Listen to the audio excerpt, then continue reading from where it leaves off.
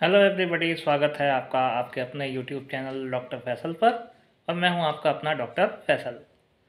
आज जो टॉपिक मैं आपके के लिए लेकर आया हूं ये बहुत इम्पोर्टेंट टॉपिक है और मैं समझता हूं हर एक इंसान को इसके बारे में ज़रूर पता होना चाहिए, क्योंकि डॉक्टर के पास हम सभी जाते हैं और जाना ही पड़ता है जब कोई परेशानी या कोई इस तरह की परेशानी हमको होती है। तो आजकल आपने देखा होगा कि पहले के लोग ये कहते थे कि हम तो एक गोली खा के ठीक हो जाते थे, और आज लोग चार चार पाँच पाँच छः छः गोलियां दिन में खा रहे हैं फिर भी ठीक नहीं हो रहे हैं।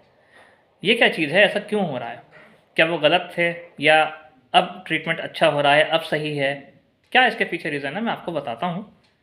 दरअसल ये जो घटना हो रही है इसको हम कहते हैं ड्रग रेजिस्टेंस। ड्रग रेजिस्टेंस मतलब दवाइयों का शरीर के या बीमारी के प्रति प्रतिरोध। सिंपल भाषा में अगर मैं आपसे कहूँ तो इसका मतलब ये होता है कि दवाइयाँ शरीर पर असर नहीं करती।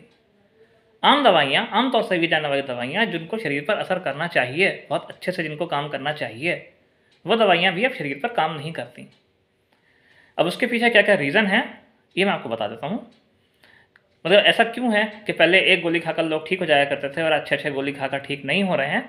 तो उसका रीज़न यही है कि ड्रग रेजिस्टेंस डेवलप हो गई है। और ड्रग रेजिस्टेंस डेवलप होने के कई सारे कारण हैं।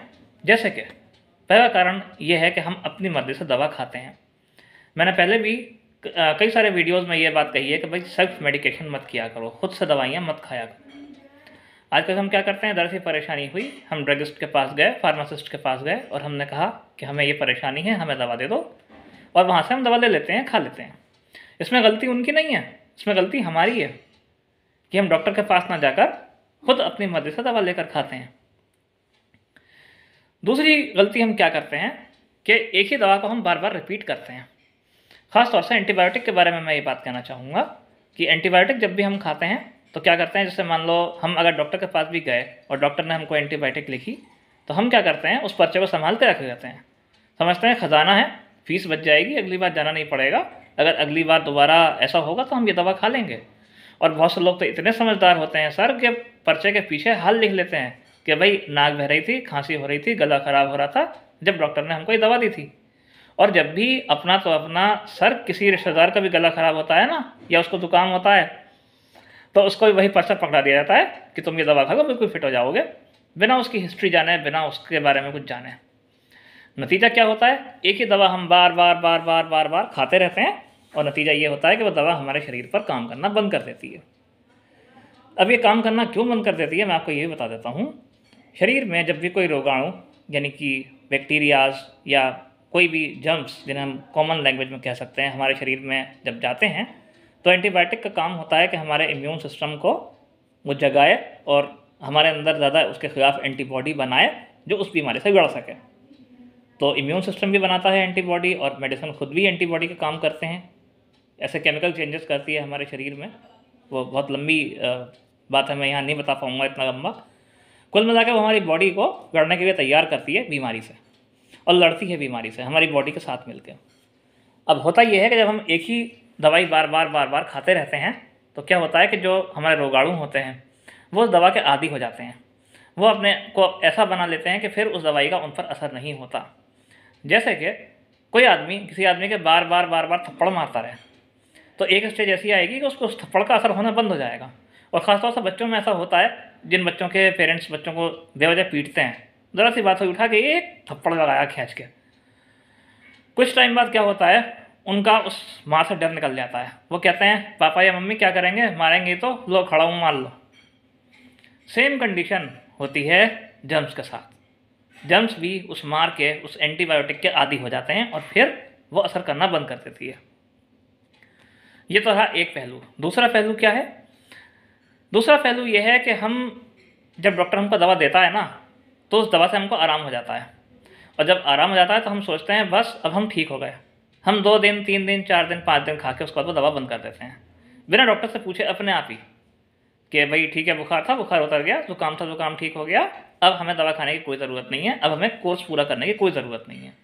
लोगों को पता ही नहीं होता कोर्स क्या होता है। कोर्स का मतलब होता है कि जो कोई भी एंटीबायोटिक या कोई भी दवा होती है उसको एक निश्चित अवधि तक शरीर को दिया जाना होता है, ताकि दोबारा इन फ्यूचर, भविष्य में दोबारा से वो समस्या ना खड़ी हो सके। तो वो कोर्स जो होता है वो पूरा नहीं हो पाता है और हम बीच में ही दवा बंद कर देते हैं। इससे क्या होता है, वही बात फिर से हमारे सामने आ जाती है, क्या, जो हमारा शरीर है वो बीमारी से गड़ते गड़ते और उस दवा को झेलते झेलते उस दवा का आदी हो जाता है। फिर वो दवा हमारे शरीर पर असर करनी बंद कर देती है। तो ये कुछ ऐसे कारण हैं जिन कारणों से दवाइयों की रेजिस्टेंस पैदा होती है। लेकिन इसके लिए सिर्फ आम जनता ही जिम्मेदार नहीं है, कई बार हम डॉक्टर्स भी इसके लिए जिम्मेदार हैं। सब नहीं, लेकिन कुछ हैं। कैसे हैं सुनिए, ये भी एक बहुत कड़वा सच है। आज जब डॉक्टर के पास पेशेंट जाता है तो डॉक्टर इतनी तकलीफ नहीं उठाते कि उससे ये पूछें कि कौन सी एंटीबायोटिक्स या कौन कौन सी दवाइयाँ आपने खाई हैं। और कई बार ऐसा होता है कि डॉक्टर की मजबूरी होती है और पूछता है तो पेशेंट को कुछ पता नहीं होता। वो ये बताते हैं, हाँ एक हरे रंग की गोली खाई थी, एक सफ़ेद रंग की गोली खाई थी, बस उनको इतना पता होता है। और उनको पता नहीं होता कि उस दवा का क्या कंपोजिशन है, इवन नाम तक नहीं पता होता कि क्या नाम है। कंपोजिशन की बात तो चलो मैं नहीं कहता, लेकिन कम से कम नाम तो पता हो, नाम भी नहीं पता होता उनको। ये हमारे लिए बहुत दुर्भाग्य की बात है। तो ऐसे लोगों के लिए फिर क्या दिक्कत आती है कि डॉक्टर को पता नहीं होता और डॉक्टर अपने आप ही ये अंदाज़ा लगा लेते हैं कि हाँ जो फर्स्ट लेवल है, जो प्राइमरी जो मेडिसिन हैं, जो बिल्कुल शुरुआत वाली मेडिसिन हैं, वो ये मरीज़ खाकर ही मेरे पास आया होगा। ऐसा लोग मान लेते हैं क्योंकि लोगों को पता है, डॉक्टर्स को, हम लोगों को पता है कि मरीज़ जगह जगह से दवा खा के भटक के जब वो दवा रेजिस्टेंट हो जाती है जब भी डॉक्टर के पास आता है। तो बस फिर यही होता है कि डॉक्टर जो है वो उसको प्राइमरी मेडिसिन से ना शुरू करके वो एक लेवल ऊपर या 2 लेवल ऊपर या 3 लेवल ऊपर वाली मेडिसिन उसको देता है। ड्रग्स की यानी मेडिसिन की अलग अलग क्लासेस होती हैं, एंटीबायोटिक्स की अलग अलग क्लासेस होती हैं। कुछ एंटीबायोटिक्स ऐसी होती हैं जो बहुत आराम से बहुत थोड़ी मात्रा में बीमारी को ठीक कर सकती हैं, अगर यदि शुरुआत में उनको रेजिस्टेंस डेवलप ना हो उनके लिए तो। लेकिन जैसे जैसे रेजिस्टेंस डेवलप होती जाती है वैसे वैसे फिर एंटीबायोटिक की जो है क्लास बदलनी पड़ती है। यानी कि हाथी को चींटी से पिटवाना पड़ता है, कहने का ये मतलब है। कहने चींटी को हाथी से पिटवाना पड़ता है, यहाँ उल्टा कह रहा हूँ मैं, यहाँ मिसाल उल्टी हो जाती है कि चींटी को हाथी से पिटवाना पड़ता है। यानी कि छोटी सी दवा से, हल्की सी दवा से बीमारी ठीक हो सकती है, लेकिन वो रेजिस्टेंट होने की वजह से या फिर डॉक्टर के ये गलत फहमी की वजह से कि ये वो दवा खा के आ गया होगा उस बीमारी के लिए, उसको और ज़्यादा हाई डोज में और हाई लेवल की मेडिसिन देते हैं जिससे उसके अंदर रेजिस्टेंस डेवलप हो जाता है। तो ये चीज़ भी नहीं होनी चाहिए, इस चीज़ को अवॉइड करना चाहिए। तो इसका सबसे सही तरीका क्या है? सही तरीका सबसे अच्छा इसका ये है कि आपको जो भी मेडिसिन लेनी है आप डॉक्टर से पूछ कर लीजिए, डॉक्टर के पास जा कर लीजिए और डॉक्टर को ज़रूर बताएं। अगर आप नहीं पढ़ सकते हैं या आप नहीं समझ सकते हैं कि आपको क्या दिया गया है तो आप अपने पर्चे संभाल कर रखें।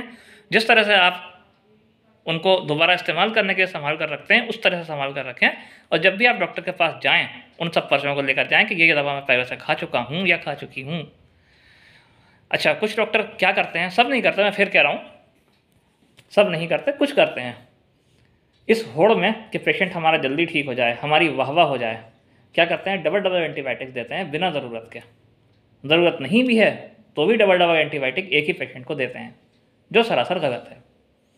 किसी भी पेशेंट को एंटीबायोटिक ज़रूरत से ज़्यादा देना कई तरह के नुकसान कर सकती है, यहाँ तक कि उसकी बॉडी में कैंसर भी कर सकती है। ये हम सब डॉक्टर्स जानते हैं। लेकिन अपनी वाह वाह करने के लिए मैं बहुत दुख के साथ और बहुत माफ़ी चाहते हुए मैं ये बात कह रहा हूँ कि अपनी वाह वाह करवाने के लिए, पेशेंट को जल्दी फ़ायदा हो इस वजह से बिना ज़रूरत के 2-2 एंटीबायोटिक्स एक साथ पेशेंट को दी जाती हैं, और वो भी दोनों अलग अलग क्लास की, अलग अलग ग्रुप की।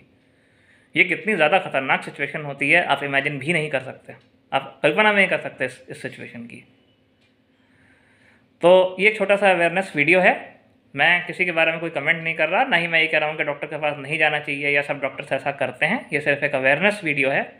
इस वीडियो का मकसद सिर्फ जानकारी देना है, लोगों को बताना है, लोगों को सही बात। तो कोई भी, किसी भी प्रोफेशन का कोई भी आदमी, हमारे फार्मासिस्ट भाई, हमारे डॉक्टर्स भाई अपने ऊपर ना लें इस चीज़ को किसी भी तरह से। ये सिर्फ लोगों को बताने के लिए मैं बता रहा हूँ कि जो ड्रग रेजिस्टेंस है वो क्यों डेवलप होती है। तो मैं उम्मीद करता हूँ मैंने आपको अपनी सारी बात समझा दी होगी। इसका सबसे बड़ा सलूशन यही है कि आपको जब भी परेशानी हो आप डॉक्टर से कंसल्ट करके ही दवा लें, अपने आप से कोई दवाई ना लें, और जो पुरानी दवाइयाँ आप ले चुके हैं उसका रिकॉर्ड रखें, और जब भी डॉक्टर के पास जाएँ उसको वो दवाई दिखाएँ। और डॉक्टर से भी मैं ये कहूँगा कि थोड़ा सा ह्यूमन नेचर एडॉप्ट करें और जो पेशेंट के लिए बेस्ट हो वही करें। तो मैं मिलता हूँ आपसे अगले किसी वीडियो में, तब तक के लिए बाय।